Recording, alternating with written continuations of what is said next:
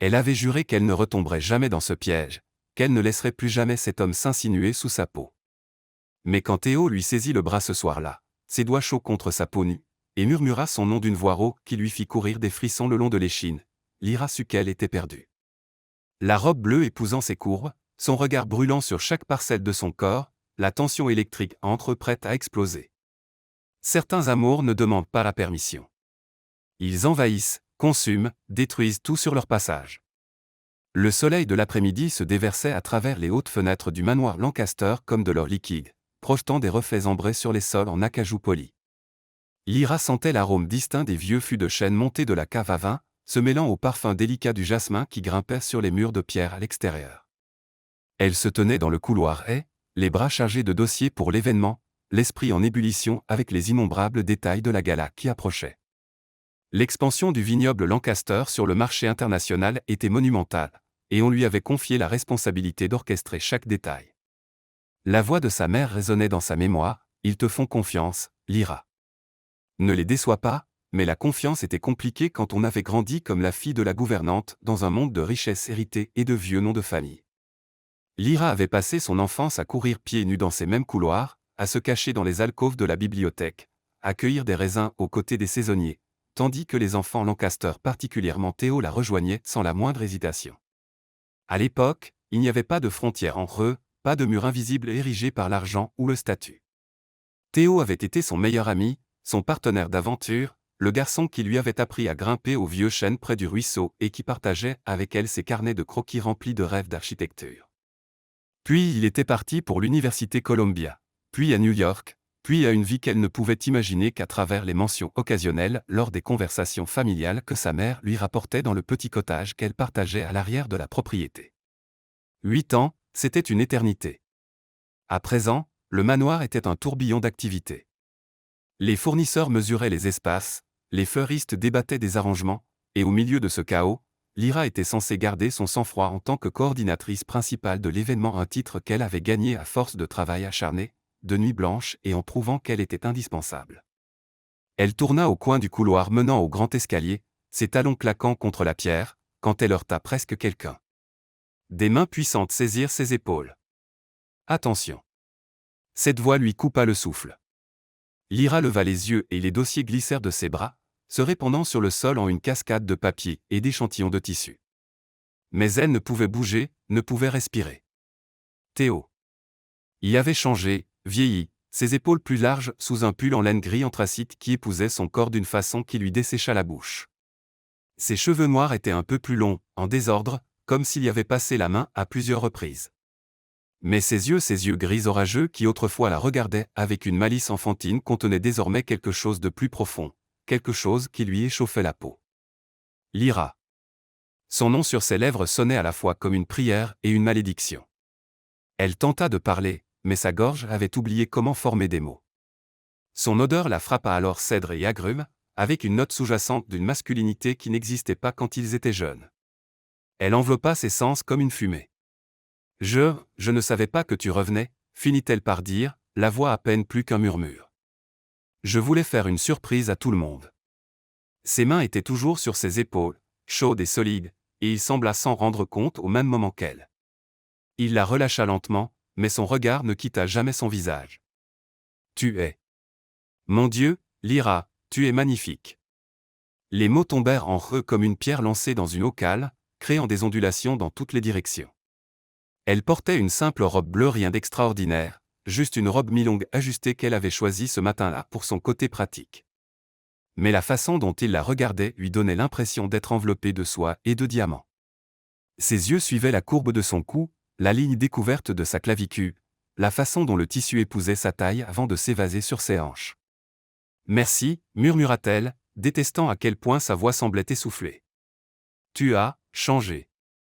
8 ans, ça fait ça. Un petit sourire étira ses lèvres, mais il y avait quelque chose de réservé dans son expression, quelque chose qui disait qu'il avait changé d'une manière qui n'avait rien à voir avec l'apparence physique. Ils restèrent là, figés dans le couloir, tandis que les bruits du manoir bourdonnaient au loin autour d'eux, des voix appelant depuis la cuisine, le ronronnement discret d'un aspirateur à l'étage supérieur, le froissement du vent contre les fenêtres. Mais dans ce petit espace, le temps semblait suspendu. Je devrais t'aider avec ça. Théo s'agenouilla, ramassant les dossiers éparpillés avec des mains soigneuses. Lyra le rejoignit, leurs doigts se frôlant quand ils tendirent la main vers la même feuille. Le contact fut électrique. Elle se recula légèrement, mais pas avant d'avoir vu sa mâchoire se crisper, son souffle se couper. Quand il lui tendit la pile de dossiers, ses doigts s'attardèrent contre les siens une seconde de plus qu'il ne l'aurait fallu. « Tu organises le gala », dit-il en se relevant. Ce n'était pas une question. Oui. Ton père m'a donné cette opportunité. Elle se redressa, serrant les dossiers contre sa poitrine comme un bouclier. C'est le plus grand événement que le vignoble ait jamais organisé. Il parle constamment de toi, dit Théo. Il dit que c'est grâce à toi que tout fonctionne si bien maintenant. Il y avait de la fierté dans sa voix, mais aussi autre chose, quelque chose qui ressemblait à du regret. J'ai travaillé dur pour gagner cette confiance. Je sais que tu l'as fait. Il fit un pas en avant et elle sentit l'air se charger entre eux, électrique, dangereux, vivant de possibilités. Lyra, Théo, te voilà. Une voix appela depuis le bout du couloir. Eleanor Lancaster, la mère de Théo, apparut avec un sourire radieux, les bras tendus. Chérie, nous te cherchions partout. Le moment se brisa. Théo se tourna vers sa mère, mais pas avant que Lyra n'ait vu l'éclair de frustration dans ses yeux. Elle profita de l'interruption pour reculer, pour reconstruire les murs qui s'étaient momentanément effondrés. Je devrais retourner au travail, dit rapidement Lyra, la voix plus assurée désormais. Bienvenue à la maison, Théo. Elle s'éloigna avant qu'il ne puisse répondre, le cœur cognant contre ses côtes, la peau encore brûlante là où ses mains avaient touché ses épaules. Derrière elle, elle sentait son regard la suivre dans le couloir comme une marque au fer. Dans la sécurité de la grande salle de bal vide, Lyra appuya son dos contre la porte fermée et laissa échapper un souffle tremblant. Ses mains tremblaient tandis qu'elle posait les dossiers de côté. Ça ne change rien, se dit-elle fermement. Il reste un Lancaster. Tu restes la fille de la gouvernante. Certaines lignes ne sont pas faites pour être franchies. Mais même en le pensant, ses doigts effleuraient l'endroit sur son épaule où son contact persistait encore, chaud et indéniable. Dehors, par la fenêtre, le soleil descendait plus bas au-dessus des rangées de vignes, peignant le ciel en nuances de feu et de désir. Et quelque part dans le manoir, Théo se tenait dans le même couloir, le poing serré le long du corps, se demandant comment il était censé faire semblant que la revoir n'avait pas bouleversé tout son monde.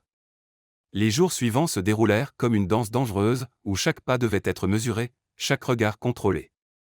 Lyra se jeta dans le travail avec une intensité presque obsessionnelle, comme si les tableaux budgétaires et les listes d'invités pouvaient ériger une barrière solide entre elle et la présence magnétique de Théo qui semblait remplir chaque recoin du manoir. Mais l'univers, apparemment, avait d'autres projets. C'était en milieu de matinée quand Lyra entra dans la bibliothèque pour examiner des contrats avec les fournisseurs de vin. La pièce sentait le cuir vieilli et le vieux papier, un parfum qui la calmait toujours. La lumière filtrait à travers les rideaux de velours vert émeraude, créant des motifs dorés sur les étagères en chêne qui s'élevaient du sol au plafond. Elle adorait cet endroit, elle l'avait toujours adoré. C'était laquelle et Théo se cachait enfant, construisant des forts avec des coussins et lisant des histoires d'aventure jusqu'au coucher du soleil. Elle ne s'attendait pas à le trouver là. Théo était assis dans l'un des fauteuils en cuir près de la fenêtre, un ordinateur portable sur les genoux, le front plissé par la concentration. Il portait une chemise blanche aux manches retroussées jusqu'au coude, révélant des avant-bras musclés qu'elle ne devrait absolument pas remarquer. Ses lunettes de lecture, une nouveauté, reposaient sur le bout de son nez, lui donnant un air intellectuel qui contrastait avec la masculinité brute de son physique. Lyra se figea dans l'encadrement de la porte, déchirée entrebâtre silencieusement en retraite et annoncer sa présence. La décision lui fut retirée quand une latte du parquet craqua sous son pied. Théo leva immédiatement les yeux, et ce maudit sourire lent se répandit sur son visage, le genre de sourire qui faisait exploser des papillons dans son ventre. Lyra. Il referma l'ordinateur et ôta ses lunettes, les posant sur la table d'appoint. Je me demandais quand tu apparaîtrais. Je ne savais pas que tu serais là, répondit-elle, la voix plus défensive qu'elle ne l'aurait voulu. J'ai besoin d'examiner des contrats. Ne te laisse pas gêner par moi. Il désigna la grande table en acajou au centre de la pièce. Il y a largement de la place pour deux. Il y avait quelque chose dans la façon dont il prononça « pour deux » qui fit monter la chaleur le long de son cou. Elle hocha brièvement la tête et se dirigea vers la table, intensément consciente de chacun de ses mouvements, de la façon dont le tissu de sa jupe crayon frôlait ses cuisses en marchant, de la manière dont ses talons allongeaient ses jambes. « Arrête !» se gronda-t-elle silencieusement. « Il ne te regarde pas comme ça. » Sauf que si. Elle sentait le poids de son regard tandis qu'elle organisait les documents, tandis qu'elle ouvrait le dossier en cuir brun, tandis qu'elle prenait son stylo et commençait à prendre des notes. C'était comme si sa peau avait développé des capteurs spécialement accordés à l'attention de Theo Lancaster. Le silence dans la bibliothèque n'était rompu que par le grattement de son stylo sur le papier et le cliquetis distant de la vaisselle depuis la cuisine. Dehors, elle entendait les oiseaux chanter et le murmure du vent à travers les vignes. « Tu as changé de coiffure », dit soudain Theo, sa voix brisant le calme comme une pierre jetée dans du verre. Lyra leva les yeux, le trouvant en train de l'observer avec une intensité qui fit trébucher son cœur. « Ils sont plus longs », continua-t-il, la voix plus basse maintenant, presque intime. « Ça te va bien. Ça rend tes yeux plus sombres. » Elle cligna des yeux, momentanément muette. Comment pouvait-il parler de ses cheveux et faire en sorte que cela sonne comme s'il disait quelque chose de complètement différent, quelque chose de bien plus dangereux? « Merci », murmura-t-elle, baissant à nouveau les yeux sur les papiers, même si les mots semblaient désormais flous et dénués de sens. Elle entendit le froissement du tissu, le bruit de pas sur le tapis perçant. Et puis il fut là, debout de l'autre côté de la table, si proche qu'elle pouvait sentir la chaleur irradier de son corps. « Tu as besoin d'aide pour ça ?» Il se pencha en avant, appuyant ses mains sur la table, ses doigts à quelques centimètres des siens. « J'ai fait une analyse de marché pour l'expansion. J'ai peut-être des idées qui pourraient t'aider. » Lyra aurait dû dire non.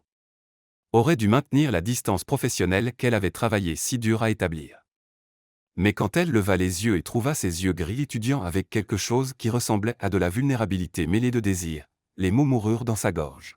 « Bien sûr », s'entendit-elle dire.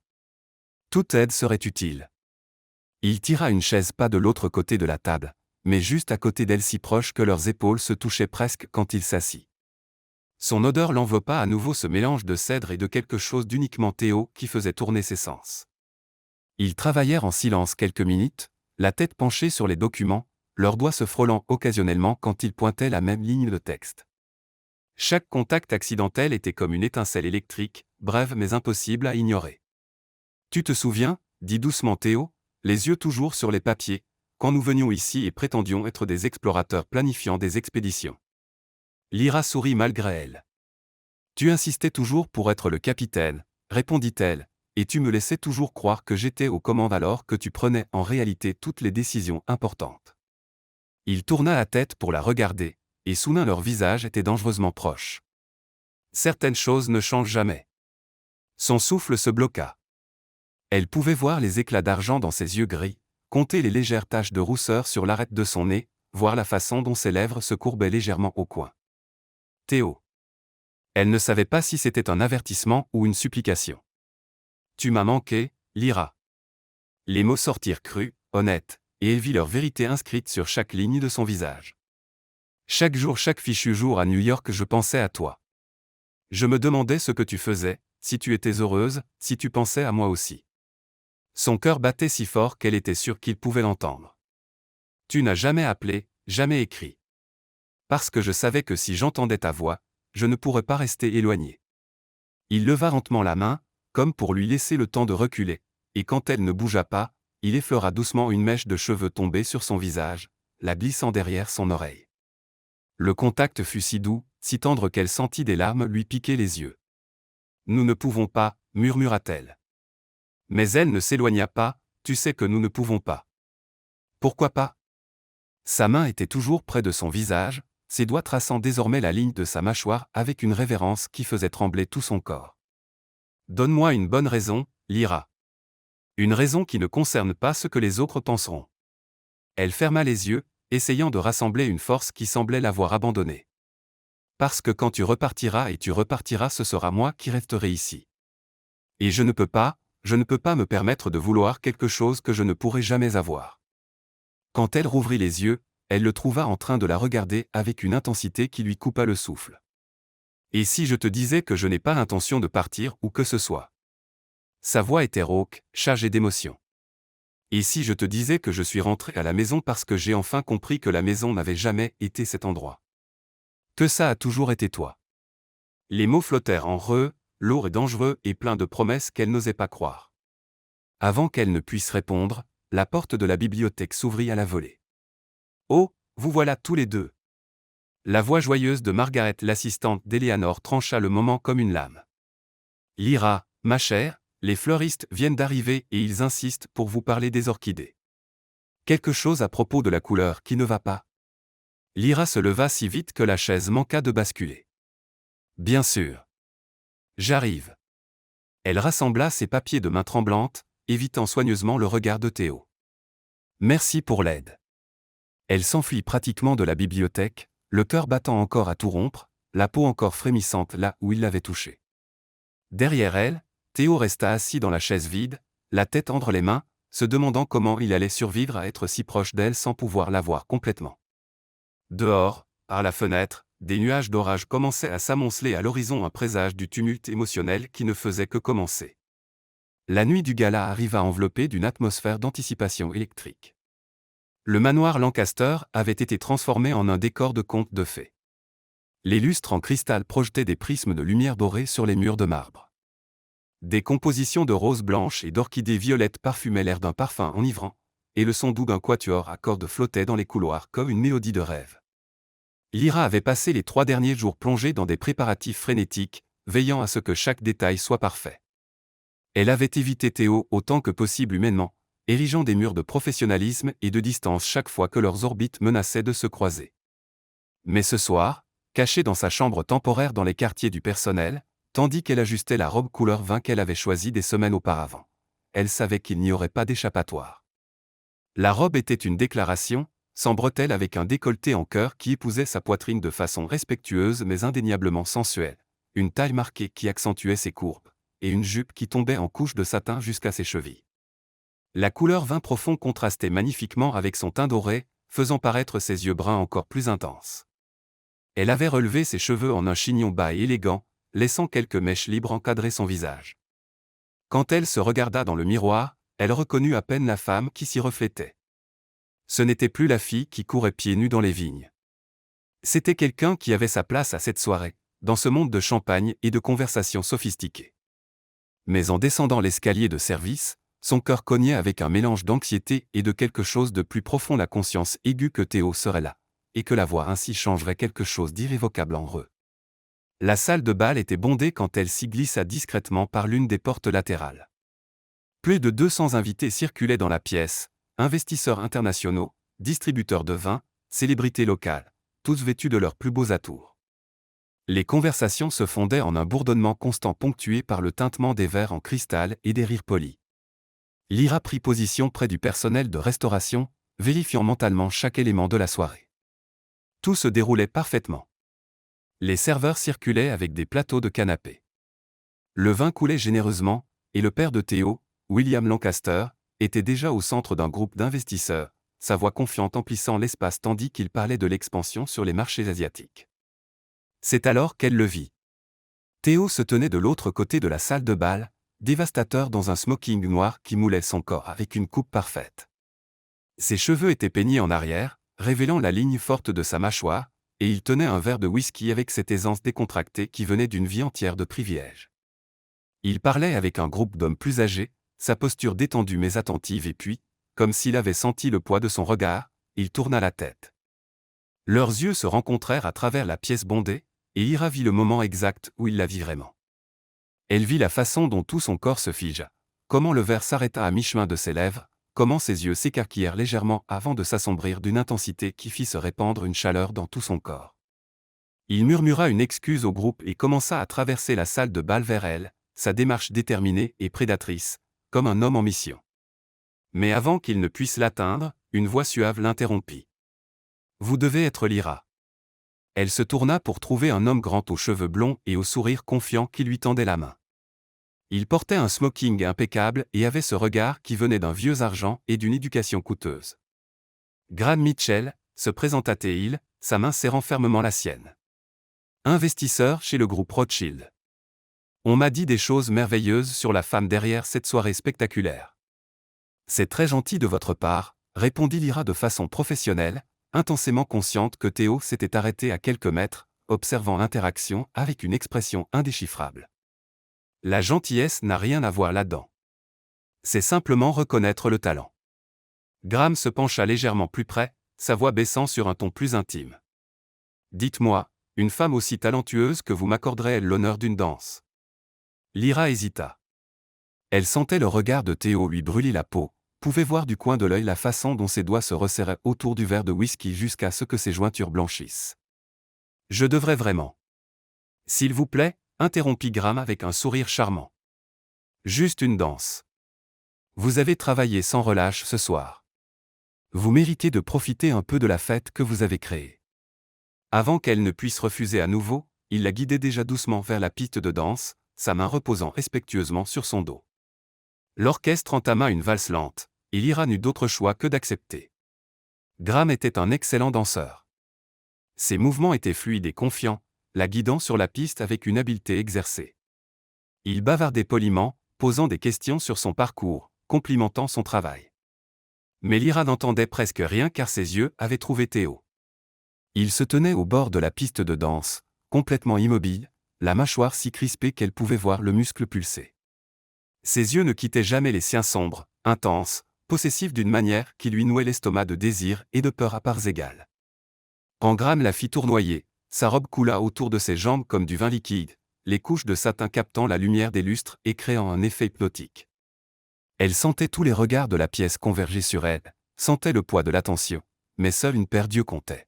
« Vous êtes extraordinaire », murmura Graham près de son oreille, et elle sentit plus qu'elle ne vit Théo faire un pas en avant, tout son corps rigide de tension à peine contenue. La musique s'acheva, et Graham la ramena hors de la piste avec un sourire satisfait. « Merci pour cette danse. J'espère que nous pourrons. » Graham. La voix de Théo trancha l'air comme une lame froide et trop contrôlée. « J'ai besoin de parler avec Lyra maintenant. » Ce n'était pas une demande. Graham haussa les sourcils, clairement surpris par le ton, mais se reprit rapidement avec la grâce de quelqu'un habitué à naviguer dans des dynamiques sociales compliquées. Bien sûr. Ce fut un plaisir, Lyra. Théo n'attendit pas les politesses. Sa main se referma autour de son bras pas avec force, mais avec une fermeté indubitable qui envoya des vagues de chaleur à travers sa peau. Viens avec moi.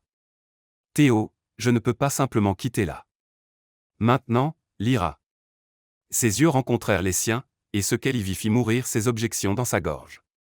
Ce n'était pas de la colère. C'était quelque chose de bien plus dangereux. C'était un besoin brut, un désir incontrôlé, une faim qu'il ne cherchait plus à cacher. Elle le laissa la guider à travers la foule, consciente des regards curieux qui les suivaient, des sourcils haussés, des murmures qui commenceraient avant même qu'il ne quitte la pièce. Mais en cet instant, avec sa main brûlant à travers le tissu fin de sa robe, avec son cœur battant si fort qu'elle l'entendait dans ses oreilles, elle s'en fichait. Ils traversèrent le couloir, passèrent devant la galerie de portraits, montèrent un escalier, jusqu'à ce que Théo pousse la porte de la bibliothèque, cette même bibliothèque où, quelques jours plus tôt, il lui avait avoué qu'elle lui avait manqué. La porte se referma derrière eux avec un clic définitif, et soudain le silence fut assourdissant. La musique de la fête n'était plus qu'un murmure lointain, et tout ce que Lyra pouvait entendre était leur respiration accélérée. Il la relâcha et fit quelques pas, passant ses mains dans ses cheveux de frustration, ruinant la coiffure soigneuse. Quand il se tourna vers elle, ses yeux étaient sauvages. « Pourquoi dansais-tu avec lui ?» Les mots sortirent rudes, chargés d'émotion. « Parce qu'il me l'a demandé », répondit Lyra en croisant les bras sur sa poitrine autant pour se protéger que pour cacher le tremblement de ses mains. « Et parce que toi, tu ne me l'as jamais demandé. » « Jamais demandé ?» Il eut un rire sans humour. « Lyra, j'ai à peine réussi à m'éloigner de toi ce soir. Dès que je t'ai vue dans cette robe, tout ce que je voulais c'était t'emmener hors de cette pièce, te garder rien que pour moi, faire savoir à tout le monde que tu... » Il s'arrêta brusquement, sa mâchoire se crispant à nouveau. « Que je quoi ?» Elle fit un pas en avant, le cœur dans la gorge. « Finis ta phrase, Théo. » Il ferma les yeux, respirant profondément comme pour se contrôler. Mais quand il les rouvrit, tout contrôle avait disparu. « Que tu es à moi. Que tu l'as toujours été. » Les mots flottèrent dans l'air en reux, lourds et inévitables. Et puis il bougea, traversant l'espace en 3 longues enjambées. Soudain elle fut coincée entre son corps et l'étagère derrière elle. « Et mon Dieu !» il était si proche qu'elle pouvait sentir la chaleur irradier de lui comme d'une fournaise. Tu crois que je ne te vois pas? Sa voix était brisée. Tu crois que je ne t'ai pas désiré depuis l'instant où je suis revenu et t'ai vu là toute adulte, toute femme, toute belle et parfaite et si complètement hors de ma portée que ça fait mal de respirer. Théo. Son nom sortit comme un soupir, comme une prière. Il leva les mains, encadrant son visage avec une tendresse qui contrastait avec l'intensité de ses yeux. Ses pouces tracèrent ses pommettes, et elle se pencha dans le contact sans même s'en rendre compte. « Dis-moi que ce n'est pas seulement de l'amitié, murmura-t-elle. Dis-moi que tu ressens ce que je ressens. » Il pressa son front contre le sien, leur souffle se mêlant, leurs lèvres à un souffle de distance. « Je ressens tout, Lyra. Tout, bon sang. » Et puis il n'y eut plus de mots car il l'embrassait. Le baiser fut dévastateur. Il n'était ni doux ni hésitant. C'étaient des années de désir réprimé explosant en un seul moment de reddition totale. Les lèvres de Théo capturèrent les siennes avec une faim qui lui affaiblit les genoux. Et si ce n'était la façon dont il la pressait contre l'étagère, elle se serait effondrée là. Lyra sentit ses mains monter instinctivement, s'enfouissant dans ses cheveux, le tirant plus près même s'il n'y avait plus d'espace entre leurs corps. Il avait le goût du whisky et de quelque chose de plus sombre, plus addictif. Il avait le goût de promesses dangereuses et de futurs impossibles. Théo grogna contre sa bouche un son bas, guttural qui résonna à travers son corps comme le tonnerre. Ses mains glissèrent de son visage à sa taille, la tirant encore plus près, et elle pouvait sentir chaque ligne dure de son corps pressée contre ses courbes douces. Le contraste était enivrant. Quand ils se séparèrent enfin pour respirer, tous deux haletaient, leur poitrine se soulevant et s'abaissant en synchronie désespérée. Théo posa à nouveau son front contre le sien, les yeux fermés comme pour mémoriser cet instant. « Mon Dieu, Lyra, murmura-t-il, la voix rauque et brisée. J'en ai rêvé pendant des années. Chaque fichue nuit à New York, j'ai rêvé de t'embrasser comme ça. » Elle tremblait dans ses bras, ses mains toujours emmêlées dans ses cheveux. « Pourquoi n'es-tu jamais revenu? Pourquoi m'as-tu laissé ici à penser que je n'étais que la fille de la gouvernante pour toi? » Il ouvrit les yeux alors, et ce qu'elle y vit lui coupa le souffle, douleur, regret, et quelque chose de si intense que son cœur se serra. Parce que j'étais un lâche. Ses mains remontèrent pour encadrer à nouveau son visage, ses pouces essuyant les larmes qu'elle n'avait même pas réalisé être en train de couler. Parce que j'avais 18 ans et que j'étais terrifié par ce que je ressentais pour toi. Parce que mon père m'avait clairement fait comprendre que j'avais un chemin à suivre: université, carrière, les bonnes relations et que tu ne rentrais pas dans cette équation parfaitement planifiée. Les mots étaient comme des couteaux, mais en même temps il y avait une honnêteté brutale qu'elle respectait plus que des mensonges gentils. Et maintenant, se força-t-elle à demander, même si une partie d'elle craignait la réponse. Qu'est-ce qui a changé? J'ai changé. Il fit glisser ses mains le long de ses bras, en tressant ses doigts aux siens. J'ai passé 8 ans à construire exactement le genre de vie que mon père voulait pour moi. J'ai fait les bons contacts, obtenu les bonnes promotions, fréquenté les bonnes femmes. Et tu sais ce que j'ai découvert? Elle secoua la tête, incapable de former des mots. Que rien de tout ça n'avait la moindre importance quand je rentrais chez moi chaque soir et que la seule personne que je voulais voir, la seule voix que je voulais entendre, était à 3000 kilomètres. Il porta l'une de ses mains à ses lèvres, embrassant ses articulations avec une révérence qui fit brûler de nouvelles larmes dans ses yeux. Tu as toujours été ma maison, Lyra. J'étais juste trop idiot pour m'en rendre compte jusqu'à maintenant. Ça me fait peur, admit-il doucement, sa vulnérabilité exposée et crue. Parce que j'ai passé des années à essayer de ne pas t'aimer, à me convaincre que nous n'étions que des amis d'enfance, que tu étais passé à autre chose, que je devais faire pareil. Et maintenant tu es là à dire toutes les bonnes choses et je veux tellement y croire. Alors Croisy, il relâcha sa main pour faire glisser ses doigts le long de sa mâchoire, inclinant son visage jusqu'à ce qu'elle n'ait d'autre choix que de plonger dans ses yeux. Je ne te demande pas de me faire confiance aveuglément. Je sais que je dois le prouver, mais donne-moi une chance, Lyra. Laisse-moi te montrer que cette fois c'est différent. Que cette fois je reste. Elle voulait y croire, mon Dieu, comme elle voulait y croire. Mais des années d'autoprotection, d'ériger des murs autour de son cœur, ne pouvaient pas être abattues avec un baiser et de jolies paroles, aussi sincères soient-elles. Les gens vont parler, dit-elle, cherchant un raisonnement pratique quand l'émotionnel était trop effrayant à affronter. Ta famille, le personnel, tous ceux à cette soirée, ils nous ont déjà vus partir ensemble comme un homme qui ne peut pas rester éloigné de la femme qu'il aime. Il finit la phrase, et les mots la frappèrent avec la force d'un train de marchandises. Qu'il parle, Lyra. Je m'en fiche. Mais moi je m'en soucie. Les mots explosèrent d'elle avec plus de force qu'elle ne l'avait voulu. Elle s'éloigna de son contact, créant une distance physique parce que l'émotionnel devenait impossible à maintenir. Tu peux te permettre de ne pas t'en soucier parce que tu es un Lancaster. Tu peux faire ce que tu veux, et les gens appelleront ça excentrique ou passionné. Mais moi, je suis la fille de la gouvernante qui couche avec le fils du patron. Je deviens le cliché, l'opportuniste, là. Arrête. Le mot sortit comme un ordre, dur et définitif. Théo combla la distance qu'elle avait créée en 2 longues enjambées. Ne fais pas ça. Ne réduis pas ce que nous avons à quelque chose de sordide juste parce que tu as peur. J'ai peur, admit-elle, la voix brisée. J'ai terriblement peur, Théo, parce que si je me donne à ça, si je te laisse entrer complètement et que ensuite tu changes d'avis ou réalises que ta famille ne l'acceptera jamais ou décide que New York est là où tu appartiens vraiment, je ne survivrai pas.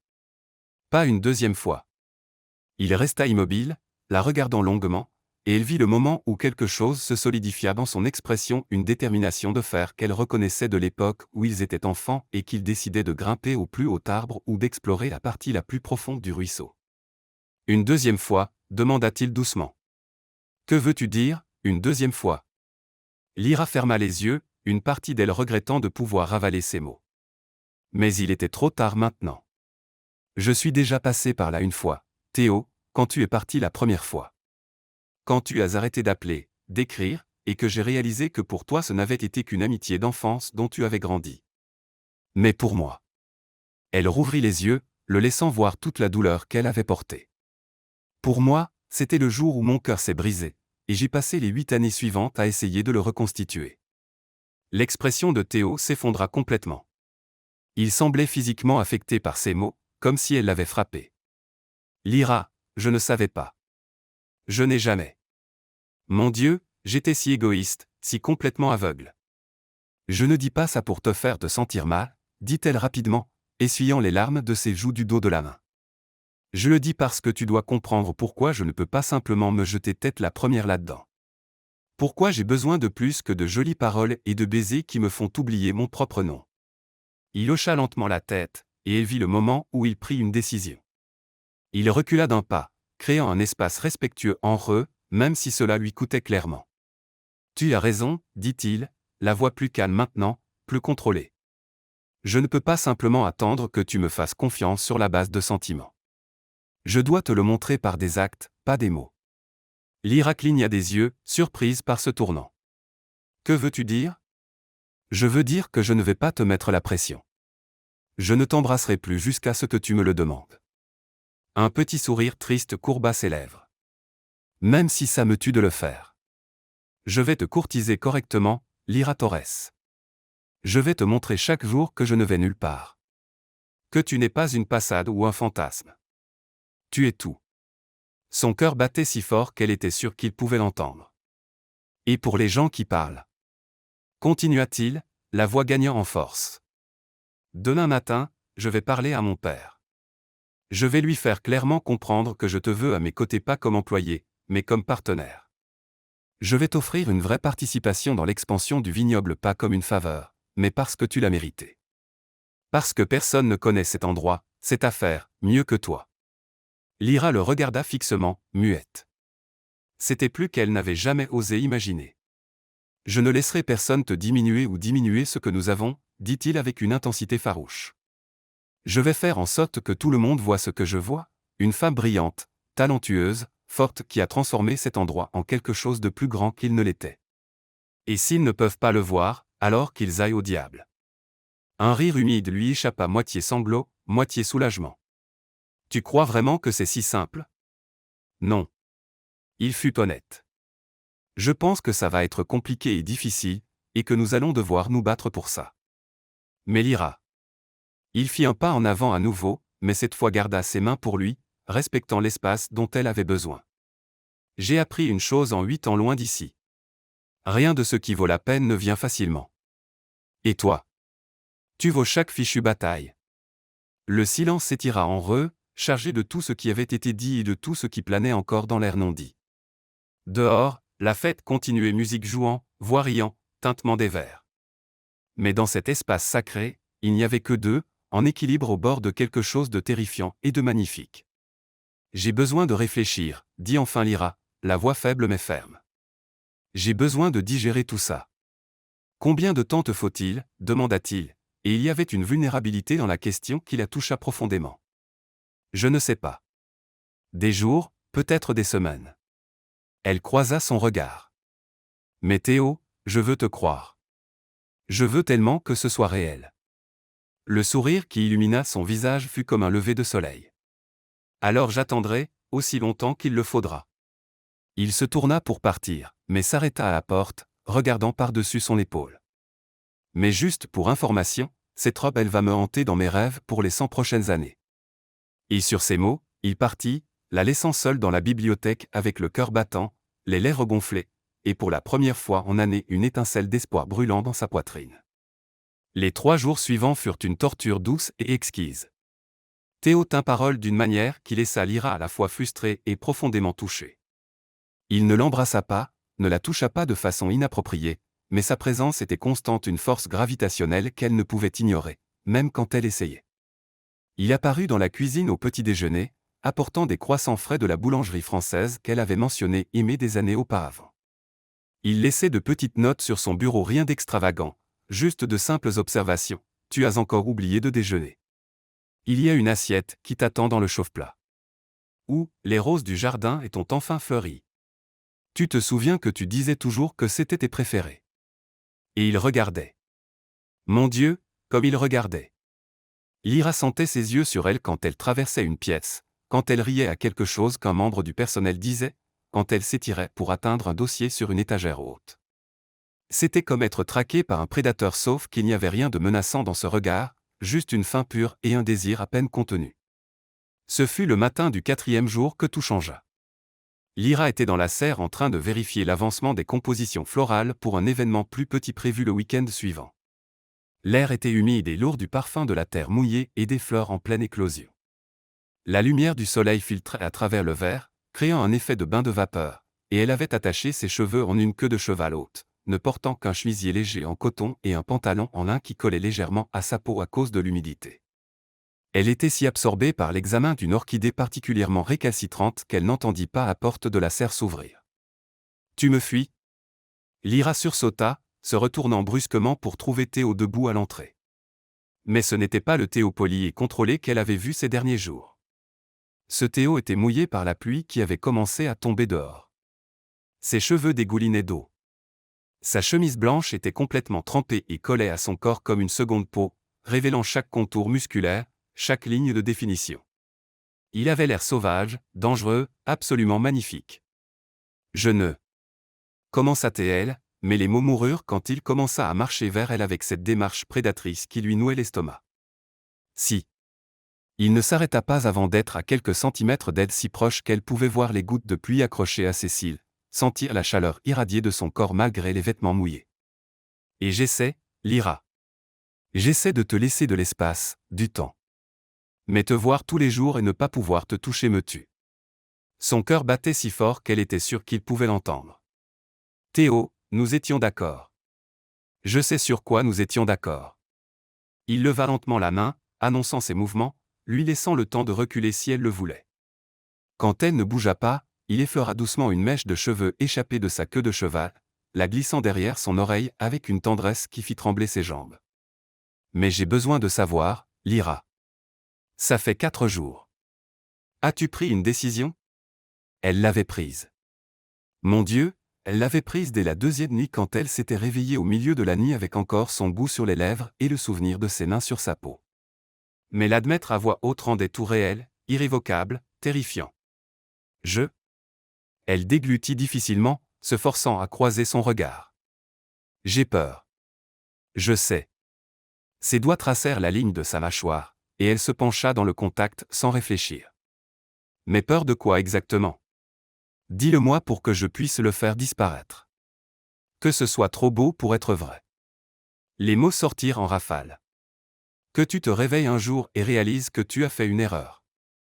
Que ta famille ne m'acceptera jamais vraiment. Que je perde non seulement toi, mais cet endroit, ce travail, tout ce que j'ai construit. Alors laisse-moi te rattraper, l'interrompit doucement. Laisse-moi te montrer que rien de tout ça n'arrivera.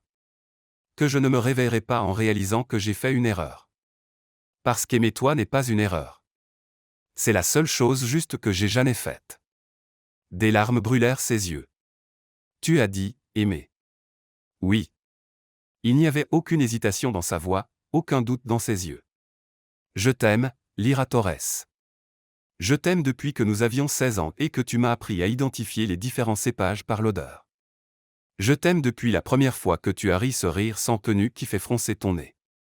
Je t'ai aimé à New York quand je regardais la skyline et souhaitais que tu sois à mes côtés. Et je t'aime maintenant plus que les mots ne peuvent l'exprimer. Le monde s'arrêta. Tout ce qu'elle pouvait entendre était la pluie tambourinant sur le toit de verre. Tout ce qu'elle pouvait sentir était la chaleur de son corps irradiant vers elle. Tout ce qu'elle pouvait voir était ses yeux gris pleins de vérité crue et de vulnérabilité absolue. Dis quelque chose, murmura-t-il. Et pour la première fois, elle vit une vraie peur sur son visage. S'il te plaît, Lyra, dis n'importe quoi. Tu es un idiot, dit-elle. Et puis, avant qu'il ne puisse assimiler les mots, elle le tirait vers le bas et écrasait ses lèvres contre les siennes. Ce baiser fut différent du premier. Il n'était pas désespéré ni urgent. Il était inévitable. C'était la marée atteignant enfin le rivage. C'était le soleil se levant après une longue nuit. C'était tout qui se mettait enfin en place après des années de désalignement. Théo grogna contre sa bouche, ses mains enfin glissant autour de sa taille et la tirant complètement contre lui. Elle se fichait qu'il soit mouillé. Se fichait que ses vêtements soient désormais trempés aussi. Tout ce qui comptait était la sensation de ses lèvres sur les siennes, son goût sur sa langue, la façon dont leur corps s'emboîtait comme des pièces de puzzle. Quand ils se séparèrent enfin, tous deux respiraient lourdement, leurs fronts pressés l'un contre l'autre, leurs mains entrelacées entre leurs corps. Idiot, parvint-il à dire, un rire vibrant dans sa poitrine. Pour avoir mis 8 ans à revenir et me dire ça. Elle ouvrit les yeux, le laissant voir tout l'amour, la peur, l'espoir, le besoin. Parce que moi aussi je t'aime, idiot. Je t'ai toujours aimé. Depuis cet été où tu m'as appris à nager dans le ruisseau et promis que tu ne me laisserais jamais me noyer. Quelque chose se brisa dans son expression, toutes les défenses, tous les murs, tout s'effondrant jusqu'à ce qu'il n'y ait plus que la vérité crue. Lyra. Et oui, continua-t-elle, la voix plus forte maintenant. Oui à tout. Oui à te donner une chance. Oui à construire quelque chose ensemble. Oui à être ta partenaire. Oui à... Il l'embrassa à nouveau, cette fois avec une révérence qui fit enfin couler les larmes de ses yeux. C'était adoration et gratitude et promesse tout en un baiser dévastateur. Merci, murmura-t-il contre ses lèvres.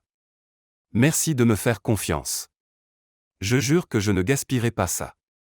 Tu as intérêt à ne pas le gaspiller, dit-elle, parvenant à sourire à travers les larmes.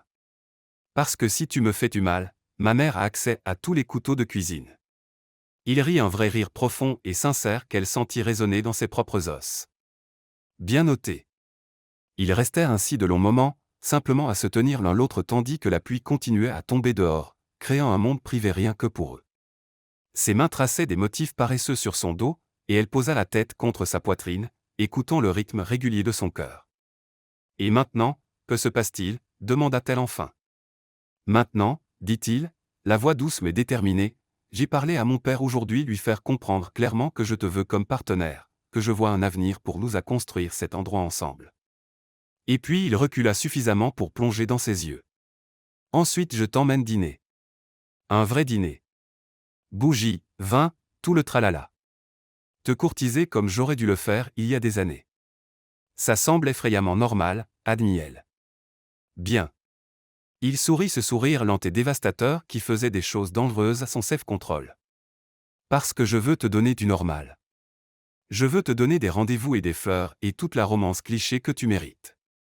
Mais aussi, ses yeux s'assombrirent, sa voix baissant sur un ton qui fit se répandre de la chaleur dans son corps. Je veux aussi te donner ça. Il l'embrassa à nouveau, plus profondément cette fois, ses mains glissant de sa taille à ses hanches, la tirant si près qu'il n'y avait plus d'espace entre leurs corps. Elle pouvait sentir chaque ligne dure de lui presser contre elle, pouvait sentir la preuve physique de combien il la désirait, et son propre corps répondit avec une chaleur liquide qui se répandit de son centre jusqu'au bout de ses doigts. Théo, gémit-elle quand ses lèvres quittèrent les siennes pour tracer une ligne de feu le long de son cou. Nous ne pouvons pas. Pas ici. Je sais. Il mordilla doucement l'endroit où son cou rejoignait son épaule, et elle dut s'accrocher à ses épaules pour rester debout. Mais tu m'as demandé de t'embrasser à nouveau, donc techniquement je ne fais que suivre les ordres. Elle rit, le son sortant essoufflé et un peu désespéré. Ce n'est pas exactement ce que je voulais dire. Non. Il recula, ses yeux dansant de malice et de quelque chose de bien plus sombre. Alors sois plus précise la prochaine fois. La prochaine fois, le taquina-t-elle, parvenant à retrouver un reste de contrôle. Je serai très précise sur exactement ce que je veux que tu me fasses. L'effet de ces mots fut immédiat. Ses yeux s'assombrirent jusqu'à devenir presque noirs, sa mâchoire se crispa, et elle sentit le tremblement qui le traversa. Tu essaies de me tuer, l'accusa-t-il, mais il y avait de l'admiration dans sa voix. Je te donne juste une raison de te dépêcher pour cette conversation avec ton père. Elle se hissa sur la pointe des pieds et pressa un baiser chaste enfin, relativement chaste sur ses lèvres. Maintenant va-t'en, avant que je change d'avis sur faire les choses correctement. Il grogna mais obéit, reculant d'un pas, créant une distance qui leur faisait clairement mal à tous les deux. Tu es cruel. Tu m'aimes, rétorqua-t-elle. Que Dieu me vienne en aide, oui.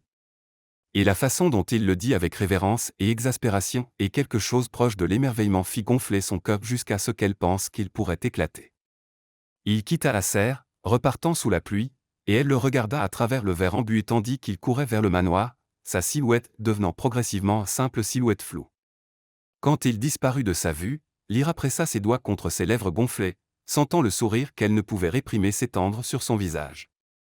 Pour la première fois en 8 ans, elle s'autorisa à croire que peut-être les contes de fées pouvaient être réels. La conversation de Théo avec William Lancaster eut lieu cet après-midi là derrière les portes fermées du bureau lambrissé d'acajou qui sentait les cigares cubains et l'ambition générationnelle. Lyra n'était pas présente, mais elle entendit les rumeurs. Cela commença avec Margaret, l'assistante d'Eleanor, qui mentionna nonchalamment pendant le déjeuner qu'il y avait eu des voix élevées venant du bureau. Puis ce fut Maria, l'une des cuisinières, qui chuchota que M. Lancaster avait appelé sa femme à rejoindre la conversation. Et enfin, vers 3 heures de l'après-midi, sa propre mère apparut dans son bureau temporaire avec une expression qu'elle ne pouvait déchiffrer. Mija, dit doucement Rosa Torres en fermant la porte derrière elle. C'était une petite femme, mais il y avait une force en elle forgée par des années de travail dur et d'élever une fille seule. Nous devons parler. L'estomac de Lyra se noua. Maman, je sais. Rosa leva la main, arrêtant les mots avant qu'ils ne puissent se former. Elle tira une chaise et s'assit, ses yeux si semblables à ceux de Lyra étudiant son visage avec l'intensité de quelqu'un qui connaissait chaque secret. Théo a parlé à William de toi. De vous deux. Lyra sentit le sang quitter son visage. Comment le sais-tu? Parce qu'Eleanor est venue me voir il y a 20 minutes. Rosa soupira, et pour la première fois Lyra remarqua les rides d'inquiétude autour des yeux de sa mère. Elle voulait savoir si j'étais au courant de la relation naissante entre toi et son fils. Et qu'as-tu dit? La voix de Lyra sortit plus petite qu'elle ne l'aurait voulu. Je lui ai dit la vérité que je voyais la façon dont vous vous regardez tous les deux et que je ne suis pas aveugle. Rosa se pencha en avant, prenant les mains de sa fille. Lyra, Mija, j'ai besoin de savoir. Est-ce réel, où es-tu? Tu sais que les gens vont penser que j'utilise lui, termina amèrement Lyra. Que j'essaie de grimper l'échelle sociale en couchant avec le patron. Je sais, maman. Crois-moi, je sais exactement ce que les gens vont penser. Je me fiche de ce que les gens pensent, dit farouchement Rosa en serrant les mains de Lyra. Je me soucie de toi. Je me soucie de savoir si ton cœur va se briser quand il réalisera que leur monde et le nôtre ne se mélangent pas aussi facilement qu'il le pense. Les mots étaient comme des flèches, chacune touchant la cible parce qu'elles étaient les mêmes peurs que Lyra avait nourries dans son propre cœur. Il a dit qu'il m'aime, murmura Lyra, des larmes brûlant ses yeux. Il a dit qu'il veut construire un avenir avec moi. Qu'il veut me faire partenaire dans l'expansion. Rosa resta silencieuse un long moment, ses pouces traçant des cercles sur les mains de Lyra, un geste réconfortant qu'elle faisait depuis que Lyra était enfant. Et tu le crois? Je veux le croire. L'aveu sortit brisé. Mais j'ai terriblement peur, maman, parce que si je me donne complètement et que ça se termine. Alors tu survivras, l'interrompit Rosa avec une fermeté surprenante. Tout comme j'ai survécu quand ton père nous a quittés. Tout comme nous avons survécu à chaque chose dure que la vie nous a lancée. Tu es une Torres, Mija. Nous ne nous brisons pas facilement. Lyra laissa échapper un rire humide, essuyant les larmes qui avaient commencé à couler. J'ai hérité de ton entêtement, entre autres choses. Rosa sourit, mais ensuite son expression redevint sérieuse. Mais Lyra, tu dois comprendre quelque chose. Si tu fais ça, si tu construis vraiment une vie avec Théo, il y aura des batailles. Sa famille finira peut-être par l'accepter, mais la société, les autres familles de vignobles, leurs vieux amis, ils vont te regarder et voir la fille de la gouvernante qui a décroché le fils Lancaster. Je sais. Laisse-moi finir. Rosa serra ses mains plus fort. Ce que je dis, c'est que tu dois être prête à te battre. Pas seulement pour lui, mais pour toi, pour ta place à la table, pour le respect que tu devras arracher des mains de gens qui pensent que tu ne le mérites pas. Et tu ne peux pas laisser l'amour, aussi réel soit-il, te faire oublier ta propre valeur. Les mots s'enfoncèrent profondément, se posant quelque part près de son centre. Comment es-tu devenu si sage? Des années à observer les riches faire des choix stupides, répondit sèchement Rosa, arrachant un vrai rire à Lyra. Maintenant dis-moi qu'a exactement proposé Théo à William. Avant que Lyra ne puisse répondre, un coup à la porte les interrompit. Elles se tournèrent toutes deux pour voir Théo debout dans l'encadrement, sa cravate défaite, ses cheveux en désordre comme s'il y avait passé la main à plusieurs reprises. Il avait l'air épuisé mais déterminé. « Madame Torres, dit-il respectueusement en entrant dans la pièce. Puis-je voler votre fille un moment ?» Rosa l'étudia avec le genre de regard que seules les mères peuvent porter, évaluant, jugeant, pesant la valeur de son art en un seul coup d'œil. Quoi qu'elle ait vu, cela passa un certain test car elle hocha la tête et se leva. « Si tu lui fais du mal, Théodore Lancaster, dit-elle doucement, mais il y avait de l'acier dans sa voix, il n'y aura pas d'endroit sur terre où tu pourras te cacher de moi. » Théo ne broncha pas. « Si je lui fais du mal, madame, je me livrerai volontairement pour la punition que vous jugerez appropriée. » Rosa hocha la tête, puis passa devant lui vers la porte. Elle s'arrêta à côté de Lyra, pressant un baiser sur son front. « Sois courageuse, Mija, mais sois aussi intelligente. » Et puis ils furent seuls. Lyra se leva, le cœur battant si fort qu'elle pouvait l'entendre dans ses oreilles. « Comment ça s'est passé ?» Théo expira longuement, passant la main dans ses cheveux. C'était intense. Mon père n'a pas exactement sauté de joie au début. Son cœur sombra. Théo. Mais, l'interrompit-il en faisant deux longues enjambées vers elle et prenant ses mains, il a écouté.